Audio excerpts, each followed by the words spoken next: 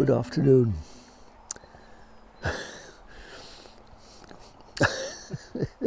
It is good, isn't it? Sitting in this wonderful place on a lovely moss-covered fallen tree with a lovely river flowing to my... Oh, there's an orange-tipped butterfly just there, just flown past. I must tell you, a few years ago there was a chap on the television, Chris Packham, some of you may know, who did a series called Nature Watch.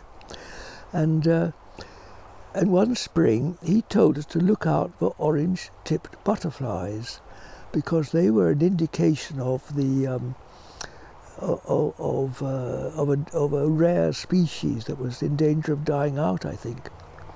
And I remember my wife at that time and we were searching for one of these for some months, and then sometime towards midsummer we actually saw one.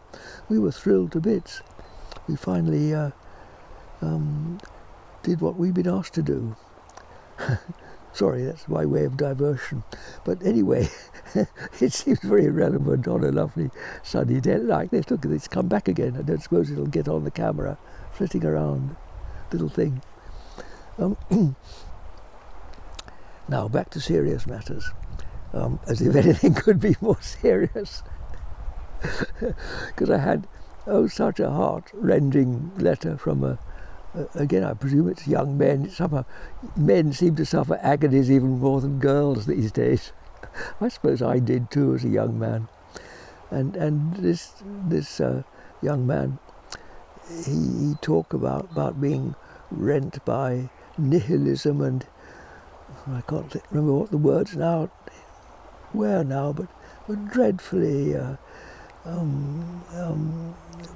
dreadfully, sort of nihilism and all these dreadful things that come into the mind. He couldn't see any point in life. It all just seemed completely useless.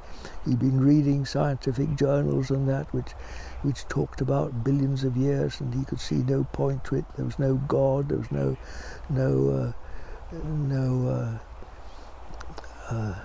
end to his hopelessness. Well, so I wrote back and I said I'd try to answer. Let's see if I can.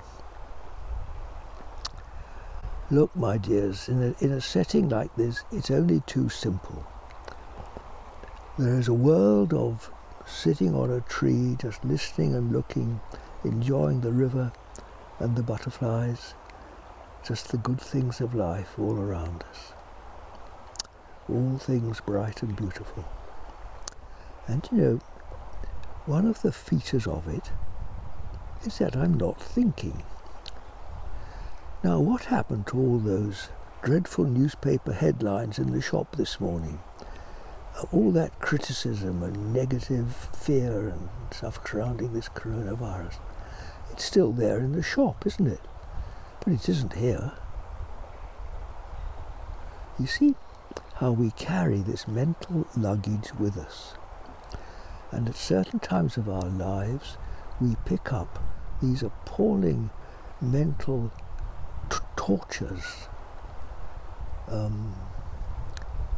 And we read people who know little better than we do, who produce these clever scientific books out of their own brains with little or no reference to common sense or the world of nature round about them.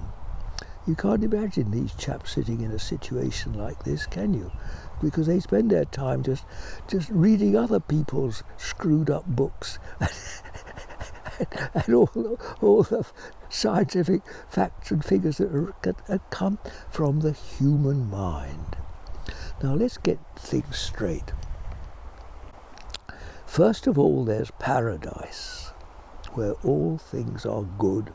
God made the world and it was good. And anyone who can remember back to their childhood has a jolly good idea of what that's all about. When life was just fun. Even if you were living in a street kicking a ball of newspaper down the road, it was fun, wasn't it? And you didn't worry about anything very much. Even your lunch was going to be provided.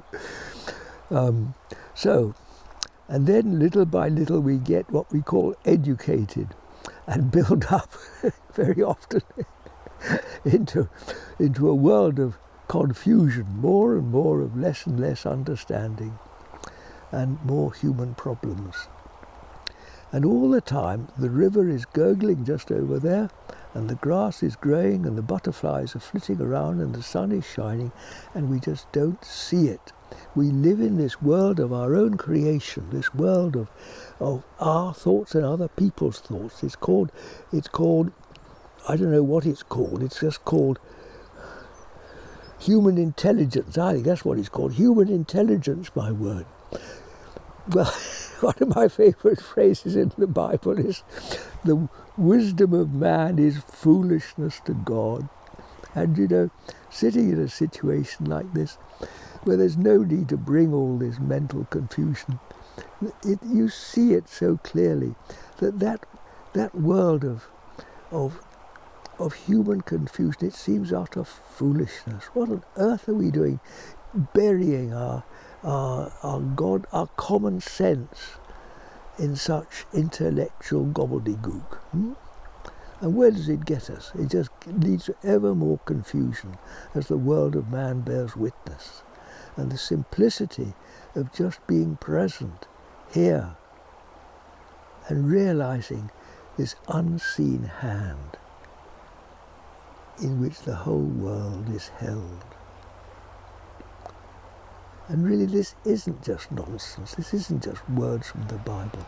All you've got to do is come here, feet on the ground, use your common sense to listen and look, and you'll find this peace, this total peace that is totally unfazed by all this crazy world of man. And you'll realize there are two aspects of creation. There is this everlasting peace where all things are ordered according to the divine will, the perfect purposes of God.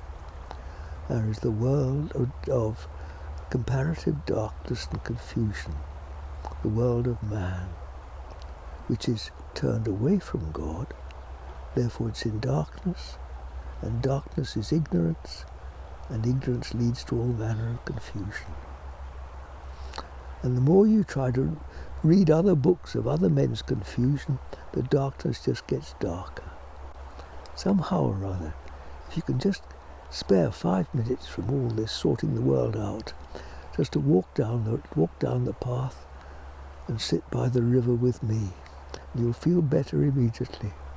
You might even have a smile. Trust not the works of man, my dear, or even more, all this stuff in your own mind. Even though you can't get rid of it, which you can't if you feel sufficiently sort of embedded in it. But just turn, for God's sake. Now we're in summer. Just look out the window at the sky. Connect with a world that is other than the world of man, and you'll feel better immediately. God bless you, dears. Until tomorrow.